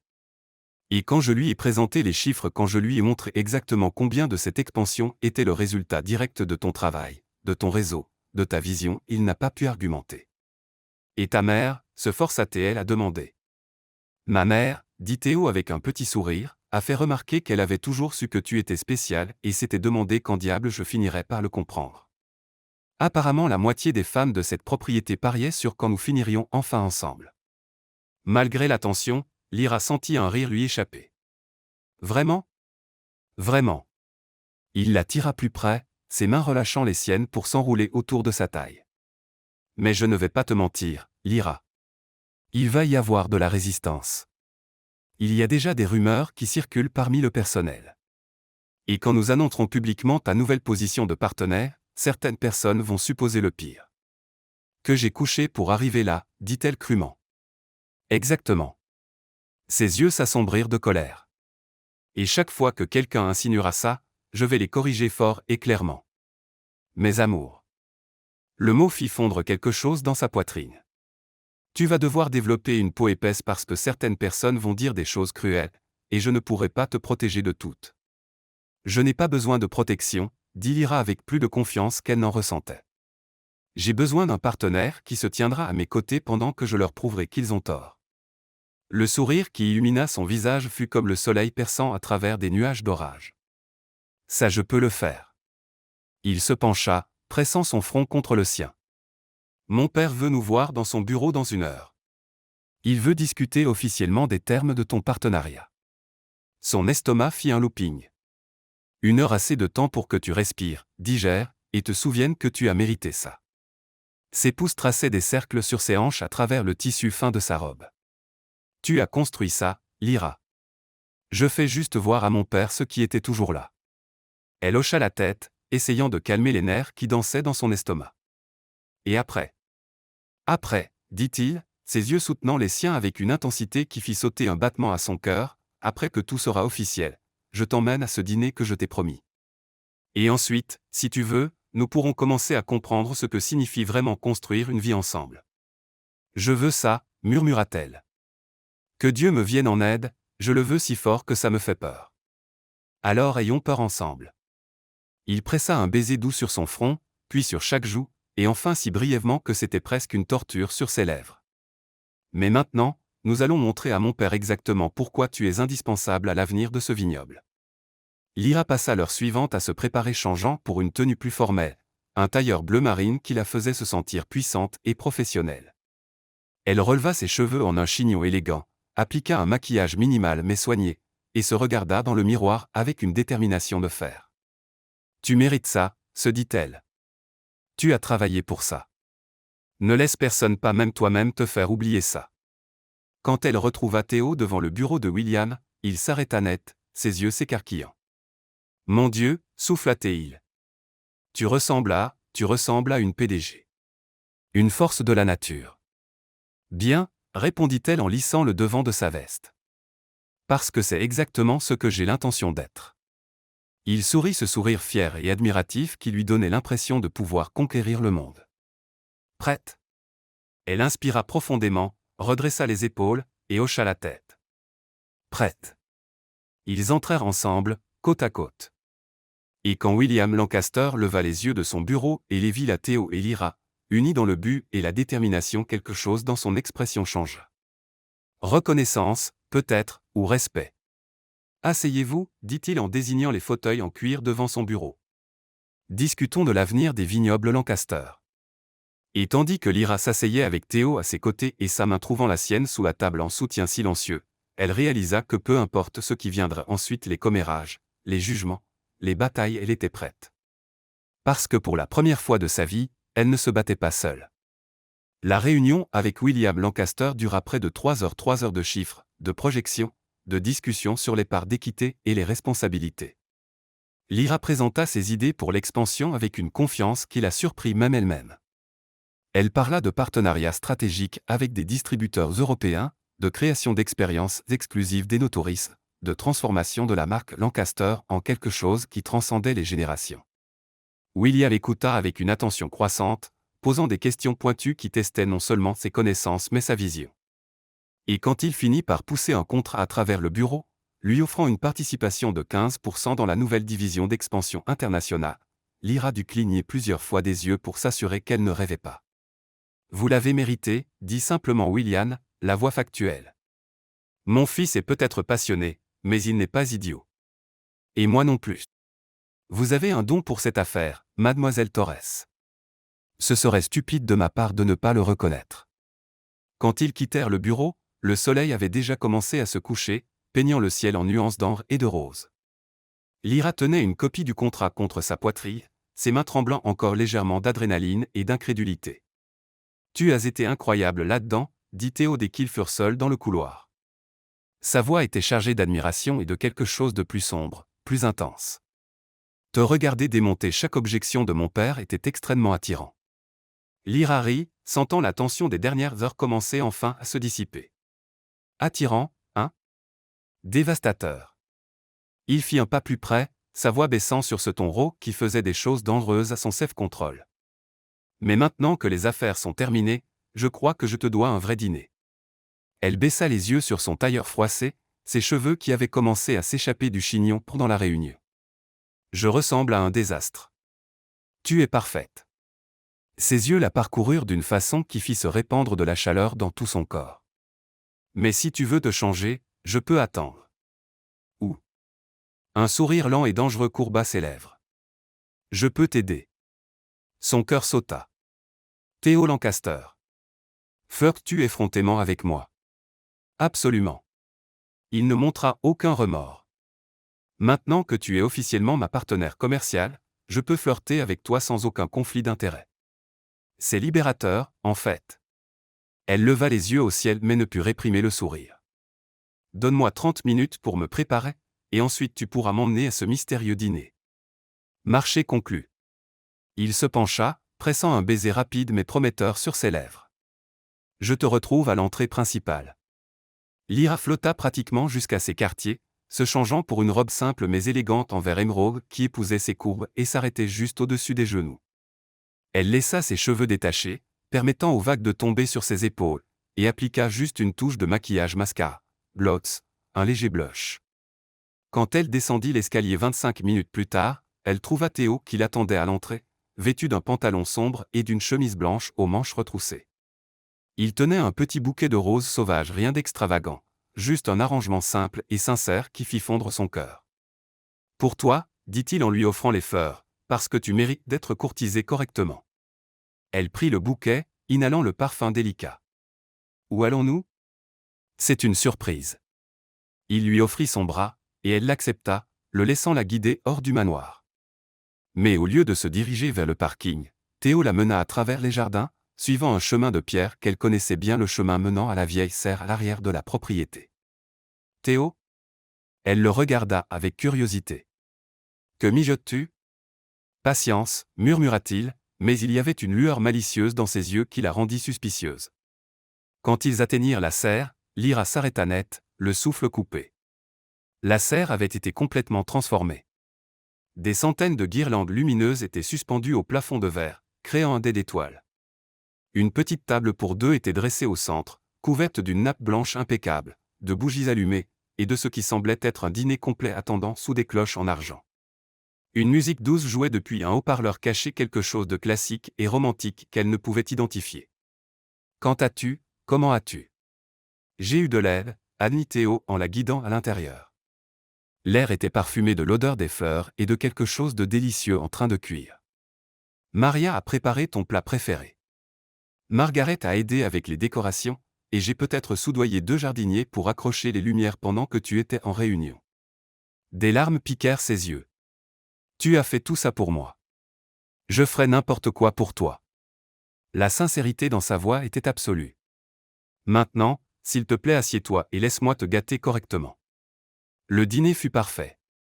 Maria avait préparé un risotto aux champignons sauvages, le plat préféré de Lyra, accompagné d'asperges grillées et un vin rouge exceptionnel de la cave Lancaster elle-même. Ils parlèrent de tout et de rien, souvenirs d'enfance, rêves pour l'avenir, blagues internes que seuls comprenaient. Mais sous la conversation légère, il y avait un courant de tension électrique, inévitable, qui montait avec chaque regard partagé, chaque contact accidentel de doigts atteignant le même verre de vin. Quand ils terminèrent le dessert panna cotta avec glace à la vanille, Théo se leva et lui tendit la main. « Danse avec moi. » Il n'y avait pas de musique en cet instant, mais Lyra posa quand même sa main dans la sienne, le laissant la tirer dans ses bras. Il prit son téléphone de sa poche, appuya sur play, et une mélodie douce commença, quelque chose de lent et intime qui semblait avoir été choisi spécifiquement pour ce moment. Ils se balancèrent doucement, leurs corps pressés l'un contre l'autre, sa tête reposant contre sa poitrine où elle pouvait entendre le rythme régulier de son cœur. Leurs mains étaient entrelacées en reux, et son autre main reposait sur la courbe de son dos, ses doigts traçant des motifs paresseux qui lui envoyaient des frissons le long de l'échine. « Merci, murmura-t-elle contre sa poitrine. Pour tout ça. Pour t'être battue pour moi. Pour avoir cru en moi. Lyra. » Il arrêta de danser, utilisant son doigt pour relever son menton jusqu'à ce qu'elle plonge dans ses yeux.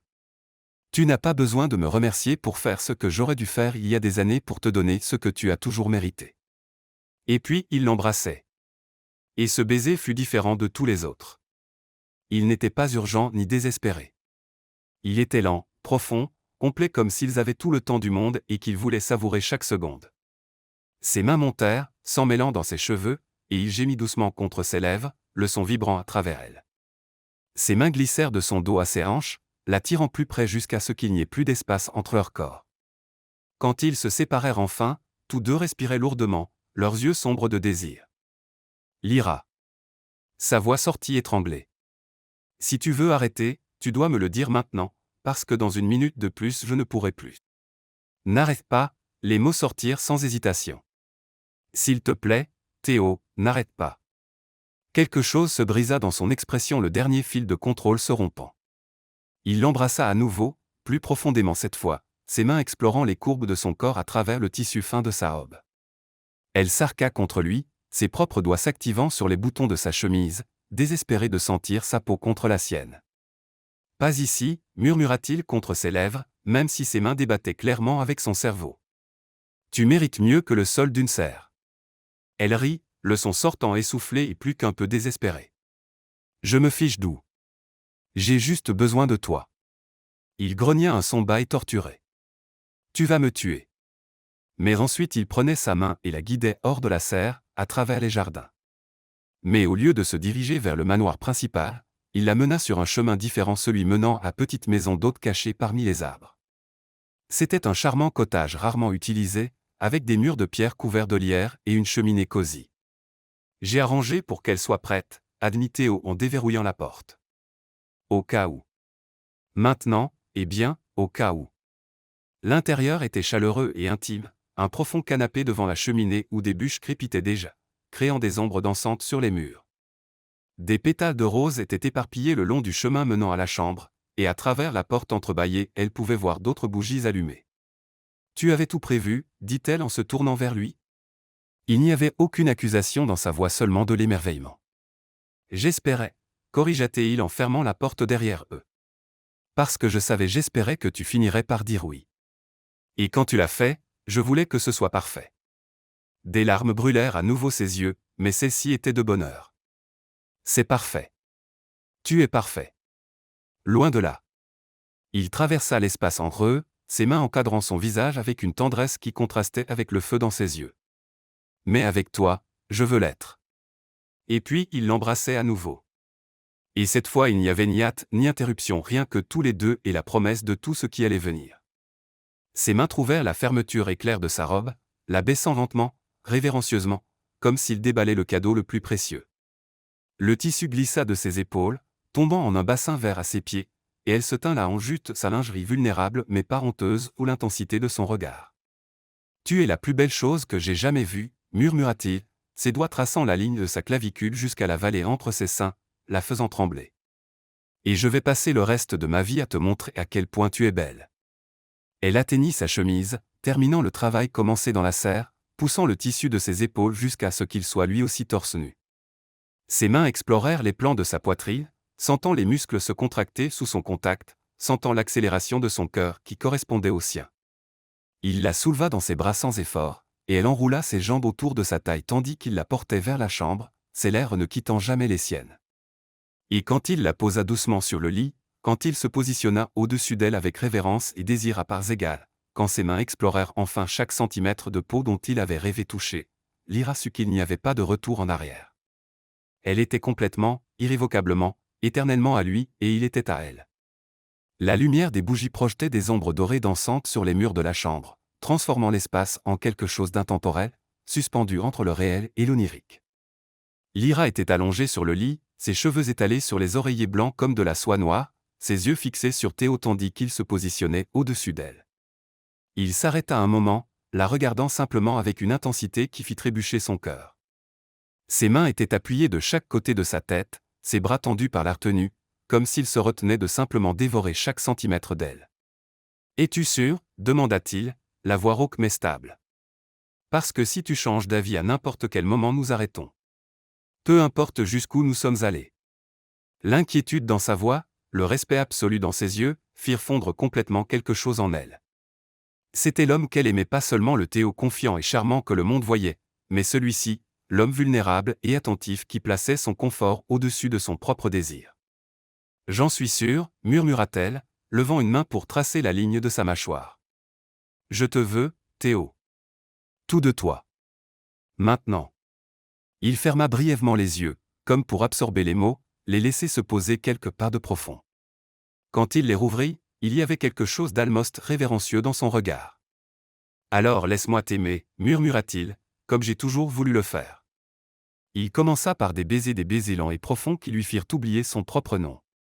Sa bouche explora la sienne avec une patience délicieuse, savourant, apprenant chaque angle, chaque soupir qui s'échappait de ses lèvres. Puis ses lèvres entamèrent un voyage le long de sa mâchoire, s'arrêtant à l'endroit sensible juste sous son oreille qui la fit halter. Il sourit contre sa peau, clairement ravi d'avoir découvert ce secret, et continua à explorer le côté de son cou, la courbe de son épaule, la ligne de sa clavicule. Ses mains suivaient le chemin de sa bouche, traçant révérencieusement chaque courbe. Quand elles atteignirent la grave de son soutien-gorge, il s'arrêta, ses yeux rencontrant les siens en questions silencieuses. Elle hocha la tête, et il défit la graffe avec des doigts étonnamment habiles, faisant glisser les bretelles le long de ses bras jusqu'à ce que rien ne les sépare. Parfaite, souffla-t-il, ses yeux s'assombrissant tandis qu'il la buvait du regard. Absolument parfaite. Lyra sentit la chaleur monter à son cou, pas de honte, mais d'une conscience pure de combien elle était complètement exposée à lui physiquement et émotionnellement. Mais quand ses mains couvrirent ses seins, quand ses pouces effleurèrent ses tétons en cercle paresseux qui la firent s'arquer, toute gêne se dissipa en pure sensation. Théo, gémit-elle, ses propres mains explorant les plans de son dos, sentant les muscles onduler sous ses paumes. Je te tiens, murmura-t-il contre sa peau, sa bouche suivant le chemin de ses mains. Quand ses lèvres se refermèrent autour d'un téton sensible, elle haleta, ses doigts s'enfouissant dans ses cheveux. Il alternait entre tendresse et pression, apprenant ce qui la faisait soupirer, ce qui la faisait gémir, ce qui la faisait serrer ses jambes autour de lui dans un besoin croissant. Et avec chaque réponse, il murmurait des mots contre sa peau, belle.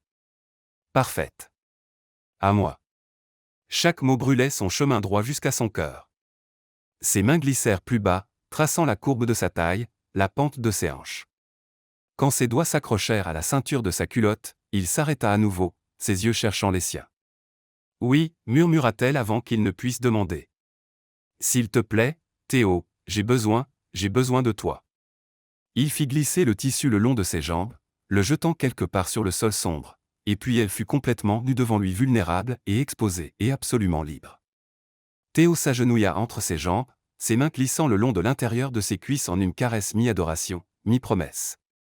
Tu es si belle, dit-il, la voix brisée. Et tout à moi. Tout à toi, convint-elle, la vérité des mots résonnant à travers elle. Il l'embrassa à nouveau, pas sa bouche cette fois, mais l'intérieur de son genou et sa cuisse, remontant plus haut avec chaque baiser jusqu'à ce qu'elle tremble, ses mains agrippant les draps sous elle. Quand sa bouche atteignit enfin le centre de son besoin, elle cria son nom, son corps s'arquait hors du lit. La sensation était accablante, pas seulement le plaisir physique, mais l'intimité absolue de cela, la façon dont il la vénérait avec chaque contact, chaque baiser, comme si elle était quelque chose de sacré. Théo, je ne peux pas, c'est trop. Elle pouvait à peine former des mots cohérents, perdus dans des vagues de sensations qui montaient et montaient. Laisse-toi aller, murmura-t-il contre elle. Je te tiens, amour. Laisse-toi aller pour moi. Et elle le fit. Son orgasme la frappa comme une vague se brisant sur le rivage, la tirant sous l'eau et la laissant essoufflée, tremblante, complètement défaite. Il l'atteint à travers cela, ses mains stabilisant ses hanches, sa bouche s'adoucissant en baisers doux jusqu'à ce que les tremblements s'apaisent. Quand elle parvint à rouvrir les yeux, elle le trouva en train de la regarder avec une expression de pur émerveillement. Tu es incroyable, dit-il en remontant le long de son corps. Te regarder te défaire. Mon Dieu, Lyra, je pourrais faire ça pendant des heures. Elle rit, le son sortant essoufflé mais sincère. Tu essaies de me tuer. Non, j'essaie de t'aimer comme tu le mérites. Il l'embrassa profondément, et elle pouvait se goûter sur ses lèvres ce qui aurait dû être étrange, mais était d'une certaine façon juste plus intime. Ses mains trouvèrent sa ceinture, travaillant la boucle de doigts tremblants. À mon tour, murmura-t-elle contre ses lèvres. Il l'aida, poussant son pantalon et son boxeur en un seul mouvement, les envoyant valser jusqu'à ce que enfin il n'y ait plus rien entre eux. Lyra laissa ses mains explorer, apprenant les contours de son corps de la même façon qu'il avait appris les siens. Chaque contact la faisait vouloir plus. Chaque son qu'elle tirait de lui nourrissait son propre désir croissant. Lyra, grogna-t-il quand sa main se referma autour de lui, son corps frissonnant. Si tu continues ça, ça va se terminer beaucoup plus vite que je ne le veux. Elle sourit, se sentant puissante et désirée d'une façon qu'elle n'avait jamais expérimentée auparavant. Alors peut-être que tu devrais me prendre maintenant. Ses yeux s'assombrirent jusqu'à devenir presque noirs. Es-tu sûr? Nous pouvons attendre. Nous ne pouvons pas, Théo. Elle encadra son visage de ses mains, le forçant à plonger dans ses yeux. Je t'aime. Je te veux maintenant. S'il te plaît. Il hocha la tête, atteignant la table de nuit où il avait apparemment pensé à tout, une protection attendant là. Il se protégea rapidement, puis se positionna à nouveau au-dessus d'elle, une main à côté de sa tête, l'autre se guidant vers elle. « Dis-moi si c'est trop, murmura-t-il en pressant son front contre le sien. Dis-moi si tu as besoin que j'arrête. N'arrête pas, murmura-t-elle en retour. Montre-moi que tu es à moi. Il entra en elle lentement, doucement, lui laissant le temps de s'ajuster. La sensation était accablante, plénitude, connexion, intimité si profonde qu'elle fit monter des larmes à ses yeux.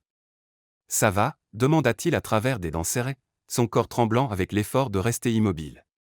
Plus que ça, parvint-elle à dire, ses jambes s'enroulant autour de ses hanches, le tirant plus profondément. Parfait. Tu es parfait. Il commença alors à bouger un rythme lent et régulier qui monta progressivement, chaque poussée plus profonde que la précédente.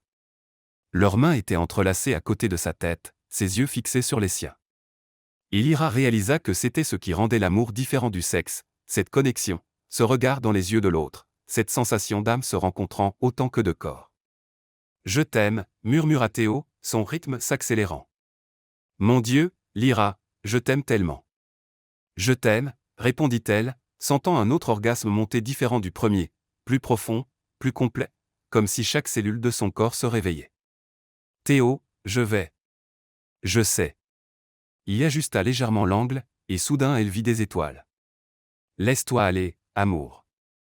Viens avec moi. » Et elle le fit, son orgasme la traversant au moment exact où elle le sentit se briser, son nom au cri rauque sur ses lèvres.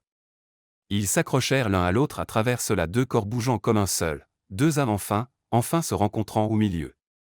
Quand ils redescendirent enfin, tous deux haletaient, en sueur, complètement dévastés de la meilleure façon possible. Théo roula sur le côté, l'attirant avec lui pour qu'elle soit blottie contre sa poitrine, sa tête sur son cœur.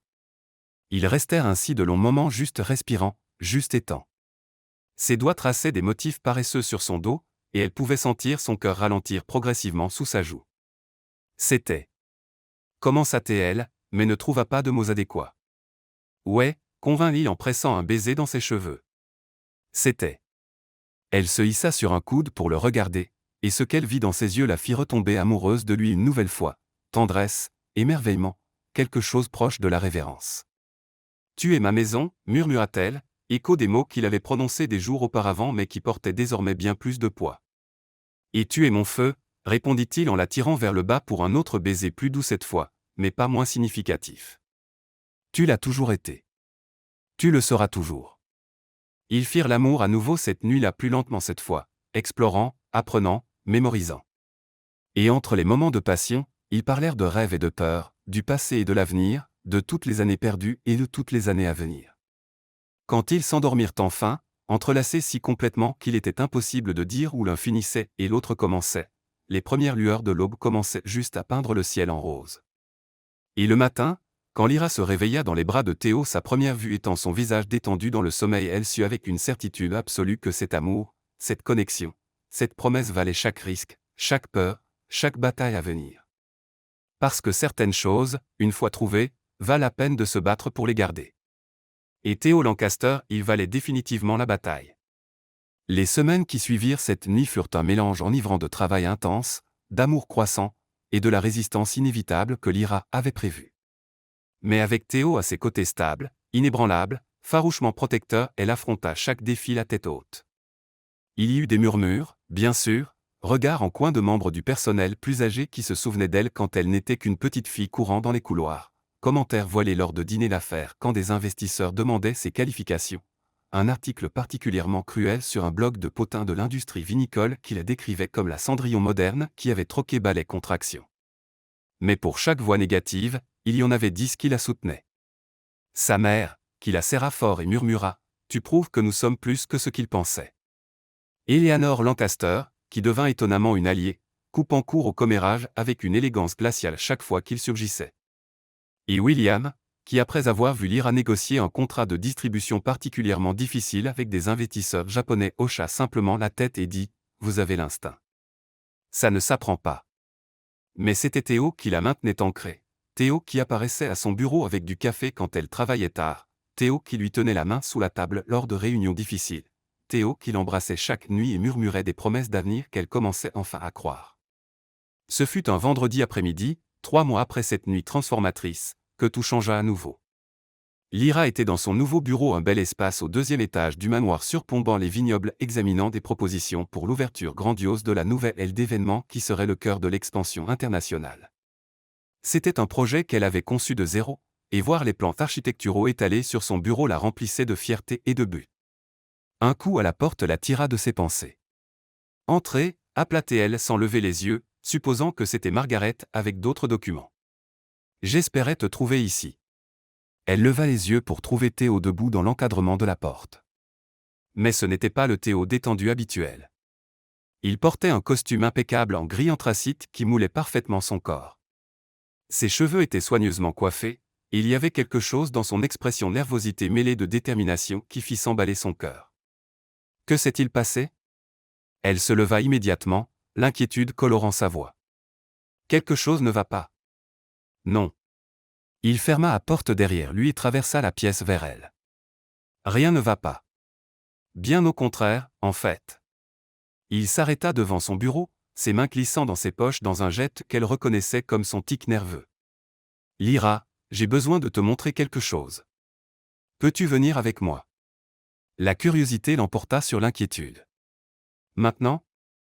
J'ai un appel conférence dans 40 minutes. S'il te plaît. Il y avait quelque chose dans sa voix, une urgence sous-jacente qui n'était pas exactement du désespoir mais s'en approchait. Fais-moi confiance. Ça ne peut pas attendre. Elle étudia son visage un moment, voyant la sincérité là, l'importance non dite de quoi que ce soit cela soit. D'accord. Montre le chemin. Il laissa échapper un souffle soulagé, lui tendant la main. Elle la prit, et il la guida hors du bureau, en bas des escaliers, à travers les jardins.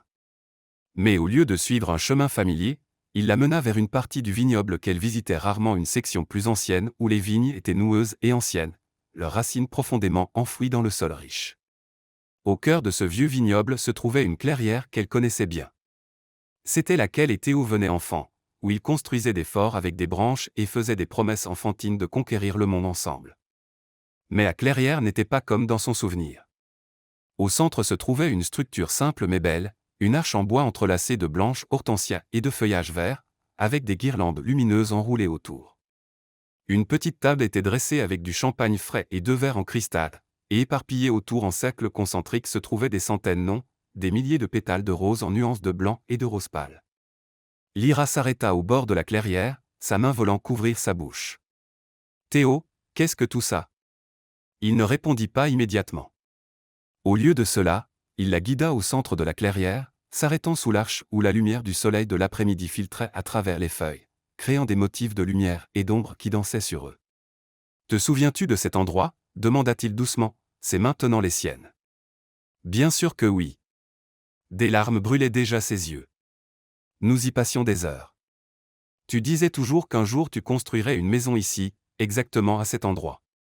Et tu disais que ce serait idiot de construire une maison au milieu d'un vignoble, continua-t-il, un sourire courbant ses lèvres même à travers les larmes.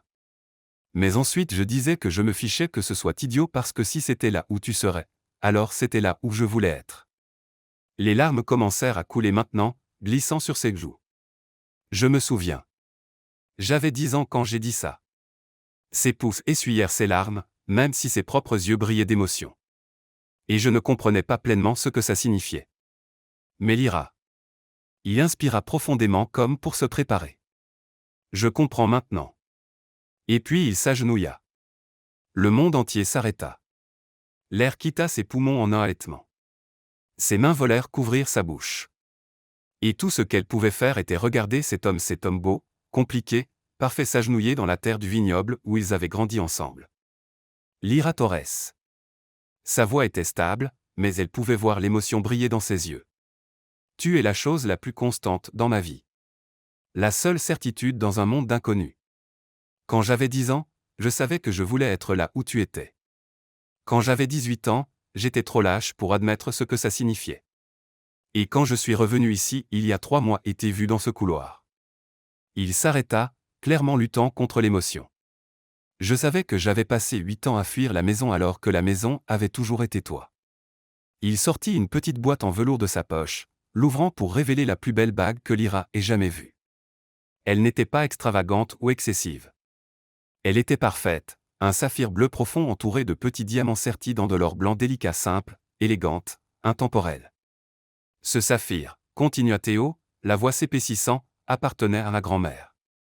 Elle m'a dit peu avant de mourir que je devais le donner à la femme qui faisait se sentir mon cœur chez lui.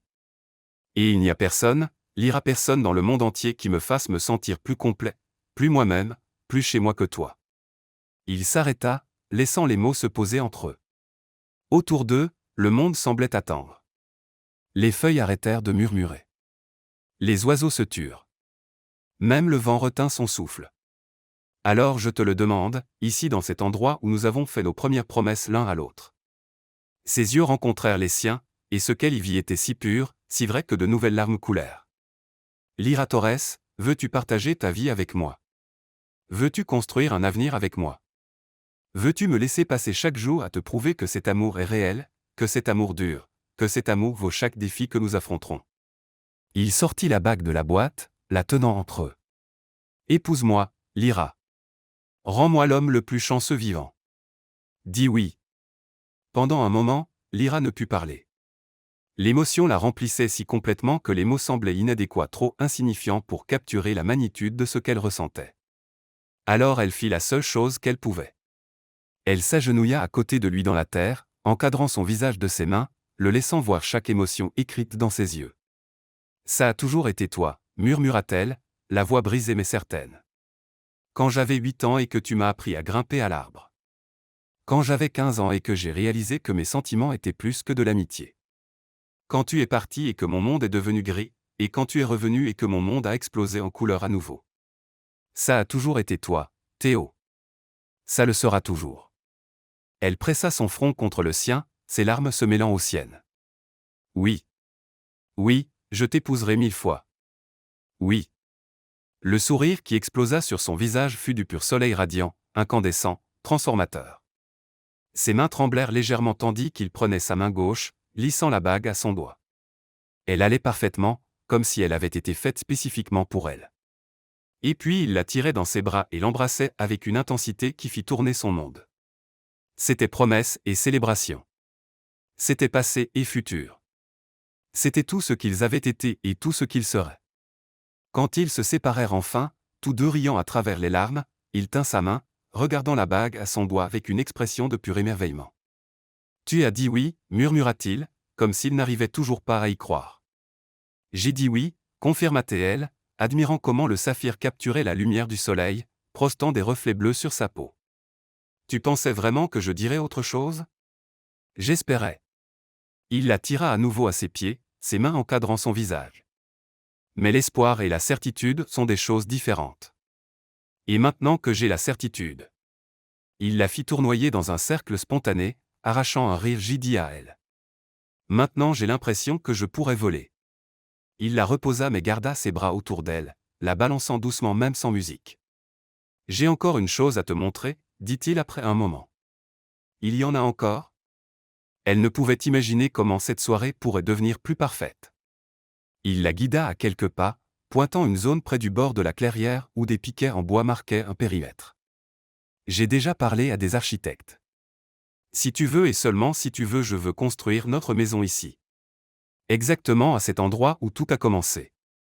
Lyra regarda les piquets, puis revint à lui, son cœur si plein qu'il en faisait mal. Tu es sérieux? Complètement. Ses yeux soutinrent les siens avec une intensité farouche. Je veux construire quelque chose qui soit à nous, Lyra. Pas le manoir de mes parents, pas quelque chose hérité des générations passées, quelque chose de nouveau, quelque chose que nous construisons ensemble de zéro. Une maison qui soit une promesse que cet amour, nous sommes quelque chose entièrement à nous. Elle ne put retenir les larmes cette fois. Elles coulèrent librement tandis qu'elle se jetait dans ses bras, le serrant si fort que c'était presque douloureux. Oui. Oui à tout, à la maison, à la vie, à chaque aventure folle que tu veux entreprendre. Oui. Ils restèrent ainsi de longs moments, simplement à se tenir l'un l'autre tandis que le soleil commençait à se coucher, peignant le ciel en nuances d'orange et d'or. Autour d'eux, le vignoble s'étendait en rangées ordonnées, témoins silencieux d'une promesse faite et d'un avenir commençant. Nous devrions le dire à ta famille, dit enfin Lyra, même si elle ne voulait pas bouger de cette clairière parfaite. Ils savent déjà. Théo sourit contre ses cheveux. Ma mère est devenue impossible ces 2 dernières semaines, insistant pour que je me dépêche avant qu'elle ne te le dise elle-même. Et mon père. Il rit. Mon père m'a donné une bouteille du vin le plus rare de notre cave et a dit, ne gâche pas ça, Fitz. Je pense que c'est une approbation dans le langage Lancaster. Et ma mère, demanda Lyra, sachant que Rosa devait être au courant aussi. Je lui ai parlé hier demander sa bénédiction formellement. Ses yeux rencontrèrent les siens, sérieux maintenant. Elle a pleuré. Et puis elle m'a serré dans ses bras et a dit que si je te rendais heureuse, je serais le bienvenu dans sa famille. Mais si je te faisais du mal, elle a accès à tous les couteaux de cuisine. Lyra termina, riant à travers ses propres larmes. Exactement. Il embrassa son front, puis chaque joue, puis enfin doucement ses lèvres. Alors qu'en dis-tu? Prête à affronter la horde et annoncer que Lyra Torres devient Lyra Lancaster. Le nom sonnait étrange mais merveilleux en même temps. Lyra Torres Lancaster, corrigea-t-elle. Je n'abandonne pas qui je suis. J'ajoute qui tu es. Le sourire qui illumina son visage fut tout ce dont elle avait besoin de voir. Parfait. Tu es absolument parfaite. Et tandis qu'il marchait main dans la main vers le manoir, la bague en saphir captant les derniers rayons de soleil, Lyra sut avec une certitude absolue que ce n'était que le début. Le meilleur était à venir. 6 mois passèrent comme un rêve fiévreux, mois rempli de préparation du mariage, de finalisation de la nouvelle aile d'événements, et de la construction constante de la maison dans la clairière qui symbolisait désormais non seulement un lieu mais une promesse accomplie. Lyra avait prouvé que chaque sceptique avait tort. L'ouverture de l'aile des événements internationaux fut un succès retentissant, attirant des distributeurs de 15 pays et sécurisant des contrats qui tripleraient la présence des vignobles Lancaster sur le marché mondial. Les magazines d'affaires qu'il avait auparavant ignorés demandaient maintenant des interviews. Le même blog qu'il avait appelé Cendrillon publia une rétractation formelle, la qualifiant d'esprit visionnaire derrière la révolution Lancaster. Mais rien de tout cela n'importait autant que ce jour. Le jour du mariage se leva avec un ciel sans nuages peint en nuances d'un bleu impossible qui semblait avoir été commandé spécialement pour l'occasion. La cérémonie aurait lieu au coucher du soleil. Lyra avait insisté, voulant se marier pendant l'heure dorée, quand la lumière transformait les vignobles en quelque chose de magique. Dans la chambre qui avait été son refuge toute sa vie, Lyra se tenait devant le miroir tandis que sa mère ajustait le voile pour la 3e fois, des larmes brillant dans les yeux des deux. La robe était un chef-d'œuvre créé par une designer locale que Lyra avait découverte et soutenue. Elle était simple mais époustouflante en soie ivoire qui coulait comme de l'eau sur ses courbes. Le décolleté était modeste mais élégant, les épaules étaient nues, et la jupe tombait en couche éthérée jusqu'au sol, se terminant par une petite traîne qui capterait la lumière du soleil tandis qu'elle marcherait. Il n'y avait pas de strass excessif ou de volant, juste des lignes nettes et un tissu luxueux qui la faisait se sentir comme la meilleure version d'elle-même. Mija, murmura Rosa, ses mains tremblant tandis qu'elle ajustait le voile en dentelle délicate qui avait appartenu à la grand-mère de Lyra. Tu es si belle, si absolument rayonnante. Lyra tint les mains de sa mère, les serrant fermement. Merci, maman, pour tout.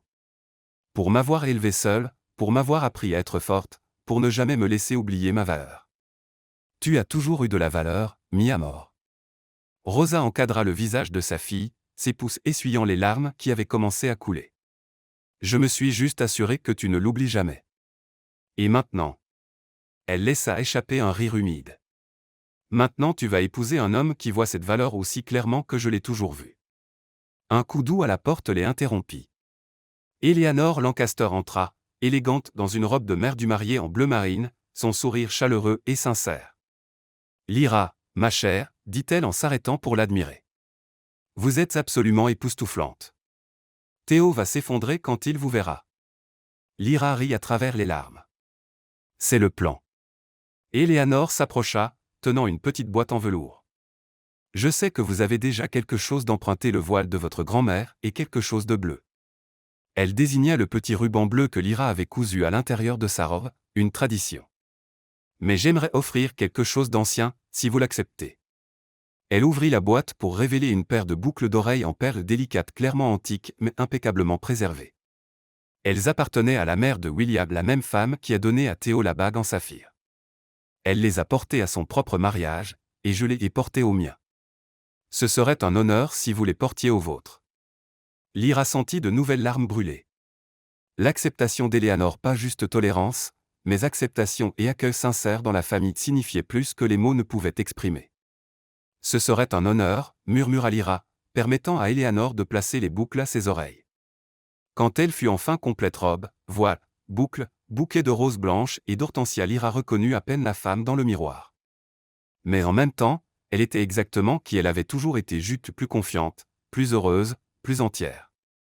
C'est l'heure, annonça doucement Margaret depuis la porte.